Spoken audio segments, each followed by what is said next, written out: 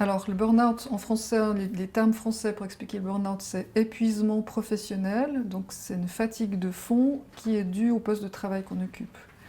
Quand on regarde d'où vient cet épuisement, on dit que c'est les conséquences d'un stress chronique.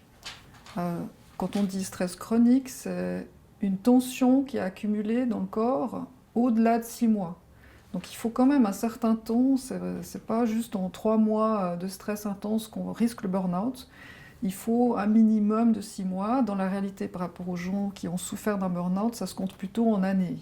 Une année et demie, 2 ans, voire plus, d'accumulation de stress qui fait que le corps s'épuise à petit feu. C'est un déséquilibre qui atteint la santé. On ne peut pas dire que c'est une maladie parce qu'officiellement, le burn-out, ce n'est pas une pathologie reconnue. Il ne fait pas encore partie des classifications médicales. On en est encore finalement, on a peu de recul, parce que si on considère que ça fait que depuis les années 70 qu'on commence à parler du burn-out, on a très peu de recul par rapport à conceptualiser une pathologie, en fait. Donc, pour l'instant, les scientifiques ne sont pas encore mis d'accord de quel type de pathologie ce serait, dans quelle catégorie on pourrait la mettre, etc. Donc, officiellement, on ne pourrait pas faire le diagnostic du burn-out.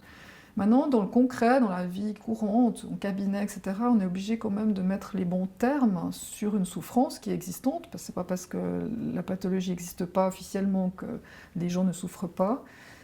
Et puis, je pense que c'est très important de bien déterminer s'il s'agit d'un burn-out plutôt qu'autre chose pour avoir le traitement juste.